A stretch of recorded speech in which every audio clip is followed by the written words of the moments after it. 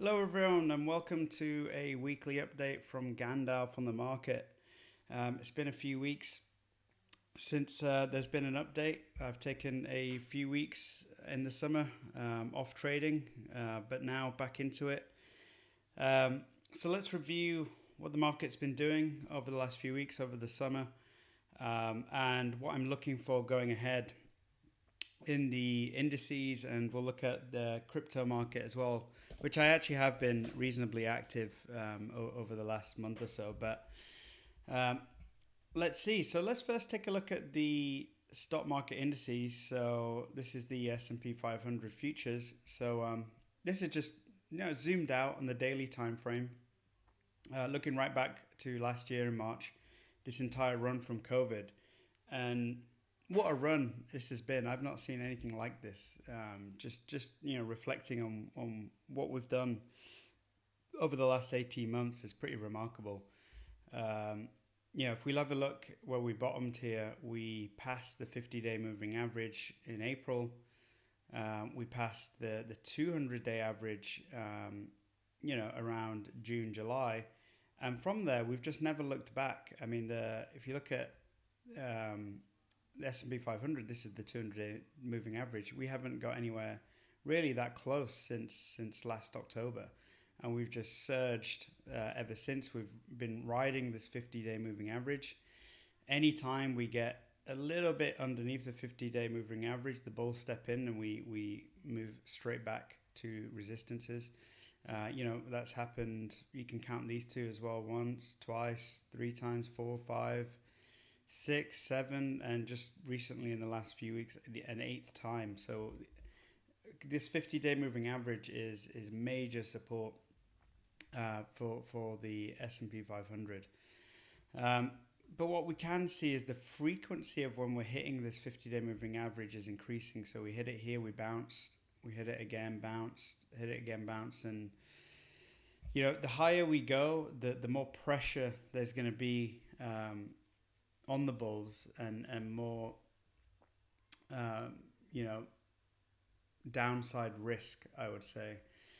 So we have to be careful. If you've been following my updates, pretty much ever since the market hit this point here, so about 4,000 on S&P 500, I've been very, very cautious, and I've been stepping back on taking too many swing positions. That unfortunately has been incorrect, as we've continued another 5 6 months in this kind of grind higher in the market, and there's been some mega moves that I've missed out on. But hey, I've made significant returns on the market from this entire run up to this point here. So I'm not too disappointed that I haven't managed to make make gains in this part of the market. I mean, I still have a long-term portfolio where I have lots of stocks that I own and will own for a long time. So I've still been profiting from this run, just haven't been profiting via options. So what I was hoping to happen, so let's look at what I thought would happen in the market. So let's just get a something to draw with here. So when we got to this point, what I was hoping for is a correction, maybe an ABC correction back down to some supportive prices here, and then for us to continue the grind higher. And what I was looking for was a strong summer rally. In actual fact, we got a little dip here. What we ended up getting was actually just a sector rotation from technology, and then the financials and the industrials and materials. They all started to participate in this rally, and then we just continued to grind, and we've had this summer rally that I was calling for. We just never had this ABC correction, which is why unfortunately I missed out on this summer rally. So now that we're heading towards the end of summer, is this rally going to continue into the fall? Is it going to continue into the winter? And I just think, look, I feel like we should have corrected here. I'm talking about a correction on this entire move higher. So looking for a deep 15 to 20% correction. That's kind of what I'm looking for. It should have happened here. It didn't happen. So we continue to grind higher, and the higher we go, the the higher the risk of a 15 to 20% correction is. So let's take a look at what 15 to 20% means for the market. So let's look at 20%. 20% takes us to this major support area here. So this is the last time we had a nice kind of ABC correction. 20% takes us back there, back down to 3,500 in ES, and that's the type of move that I'm looking for. I mean, it seems a little bit alarmist to say we're going to get a 20% correction in the stock market, but when you consider the market in 18 months is up 100%, and this is a weighted average of 500 stocks. So this is not something that moves 100% in 18 months. This is a pretty staggering move. To get a measly 20% correction on that, people ultimately are in this market to build wealth, make money. They're going to take profits, right? So when this ship looks like it's about to turn, many people are going to get out, and they're going to want to take profits. So believe me, this can happen. I remember the last time we grinded higher like this was just before COVID. We were grinding higher. Seemingly we were going to endlessly grind higher, and nobody thought this would happen. And of course we had a big trigger, but man, this can happen. It happened here in 2017 and 18, grind higher. We had this correction. There was no such COVID trigger here. It was a 20% correction, a normal 20% correction in the market, and it happened quite often. So that's what I'm looking for. And so how do we play it? How do we look for when this 20% correction is going to happen? So firstly, we know that the 50-day moving average is major support, so we need to break that. And if you're looking for trend reversals, remember that how do you identify a trend? You identify a trend by looking at, in this particular time frame, where are the higher low points and where are the higher high points, or in the opposite for a downtrend, where are the lower low points and so forth. So if we look at, if we're going to capture where the higher low points are, here's a low here, another higher low there, another higher low there. You can maybe call that a higher low as well, higher low, and higher low. So we've made a series of higher lows. Like, we're quite clearly still in an uptrend, and we're making what's significant. Once we make these lows, we're making higher highs as well. So there, made a higher high there, and more recently we're making one here as well. So the higher lows are followed by higher highs. So this is not a market that you want to start significantly, betting on bearish moves. You're going to get slaughtered, frankly. And you can try these a few times, but third or fourth time you start losing 5% of your portfolio every time. You're going to cut your portfolio in half pretty quickly. So that's not a smart move. So what we're looking for is a downward impulse just like this, like that. We're looking for an impulse that doesn't make a higher high. So say the market, I'm just hiding everything here. Say the market makes another downward move, but this time when we bounce, say we bounce off this 50-day moving average, this time we don't have the momentum to make a higher high. We make a lower high, and we go right back to that level. If that happens, that's a strong sign that this market may be about to turn the other way. And what we're looking for is a lower low, a pullback, and then we can start to get that downward movement. So the safest way to try and play a trend reversal is wait for the first impulse to happen. Look for the third, this is what I call the third range boundary, but whatever you want to call it. Usually around the 618 retracement, so you usually pull a fib level. Look for this 61.8% retracement area up to the 78.6% area. If we get back to the previous high point, get out, because yeah, very likely we're going to make another higher high. Um, so that's the type of thing we're going to look for. Obviously, this might not play out. You might get back here, and actually, what we end up doing is just squeezing the shorts that come up. We make another high, and we start to grind, and then make another impulse. You can try again at that point, and maybe that it happens there, right? So that's how you play it. But to be honest, I'd only say do trend reversals if you're an expert trader. If you're a fairly new trader, I would just continue to try and play the trend. The trend is going higher. So if you're thinking or betting on this market to just continue to grind higher, then you're looking for supports, right? You don't want to buy at resistances. You wait for supports. We know the 50-day moving average is major support. That's your next support area right there. You got trend lines as well. We've got a longer term trend line here that is acting as strong support. It's right at the 50-day moving average, so that strengthens that support. We've got another trend line here as well, which is a shorter time frame trend. So if that one kind of breaks this area, you look for support around here. We've got a major Fibonacci level here. So those are the levels that you want to buy at. If you want to play this trend to the upside, and the odds are that the trend continues to grind.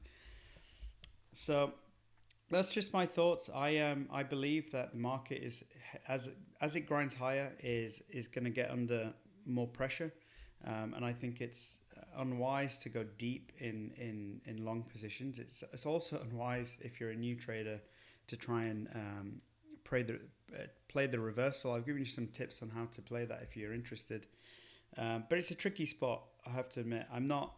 I signal quite a lot of long terms, and I've not been signaling a huge amount of long term signals in this period because I'm waiting for better prices. Once we get this 10-20% correction, there's lots of stocks that I want to buy, and we'll get in them. It's a similar story. I'm not going to go deep into NQ because it's very similar to the S&P 500, just continuing to grind higher. They're very similar. They seem to be moving in lockstep. So not much to talk about. The only one, and I think ES, NQ grinding higher.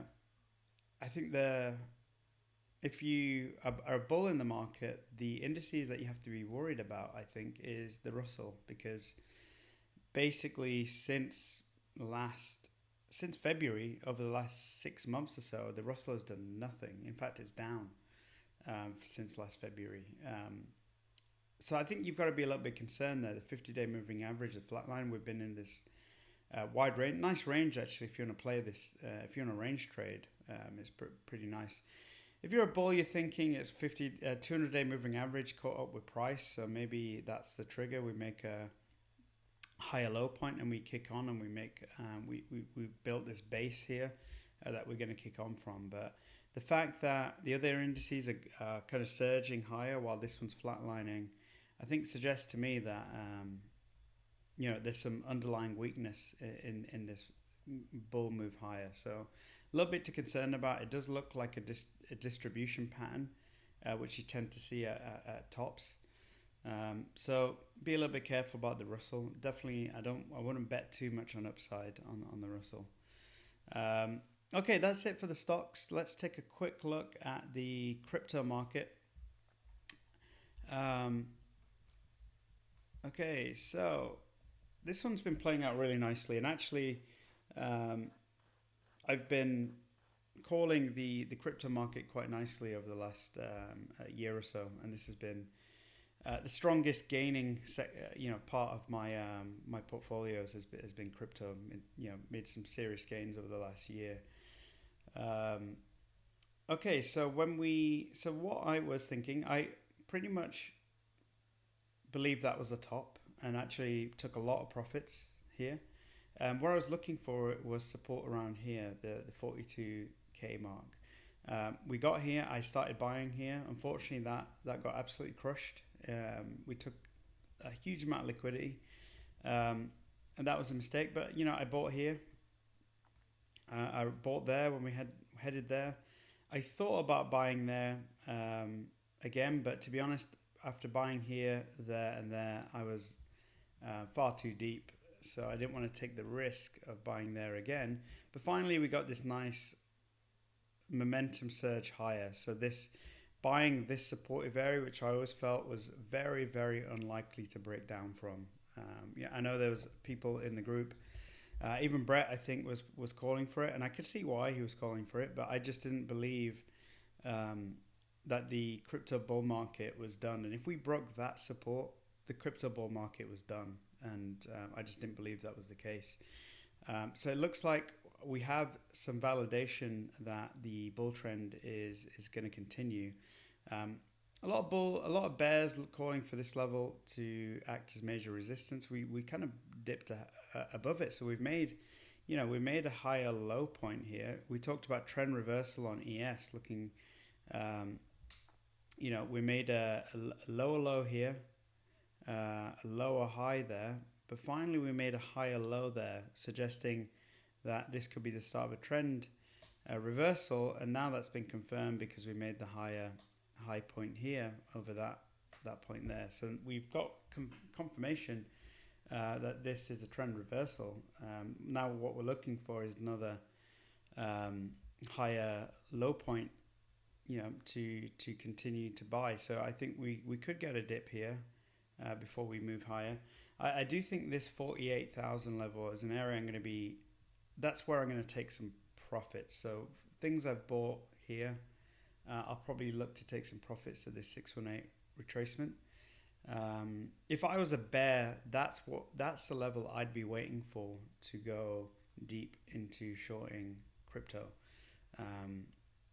So that's an area, to be honest, as a bull, where I'll be taking some profits. I do think ultimately maybe we get another pullback when we get to this point here, but ultimately I think we're going to head to a new all-time high, and I think there's another high around 80,000 in Bitcoin that I'm looking for. So I think personally the price action we're seeing here, I think 30k to me is a confirmed low point in Bitcoin. I think it's very, very unlikely that we're going to break this down. Not without a trigger that we can't foresee right now. I think to me it looks very, very unlikely. So it's just a matter of, where do we buy? I think there's some strong support, 36k. I think if we ever go back there, you want to be buying. Where do we sell? I think 48k is big resistance. I think that's where you want to take some profits. And if you're like me, anything I bought here, I'm going to hold it long term. So I'm going to wait for much higher prices. And similarly, it looks the same with Ethereum. I think a lot of traders got caught out here. They saw this bear trend, and so many shorts probably got squeezed in this area here, 2,100, and that's what you're seeing here is a short squeeze. But to me, I think Ethereum has built this really strong. I like these overlapping support resistances. So we've got resistance, support, and that to me is a powerful area of support now in Ethereum. 1,800 looks to be a nice floor, and we can build off of that and start to work our way back up to I think 3,300 probably the next big area of resistance. But ultimately, I think Ethereum has potential to do something pretty wild. I think 10,000 is where Ethereum is heading, and that's why it's my biggest position in crypto, Ethereum. I'm lucky enough to have got in at $130, I think, in Ethereum. So I'm sitting quite nicely. Even if Ethereum dropped in half from here, I'm still looking at a 10x return. So I'm not worried at all. Bitcoin dominance looks like it's just building a bear flag here. So I still think Bitcoin dominance is in gradual decline. And I think other crypto coins are going to start taking market share from Bitcoin. First, the biggest one, Ethereum, and other coins like Solana, I think are going to have a bigger share of the pie.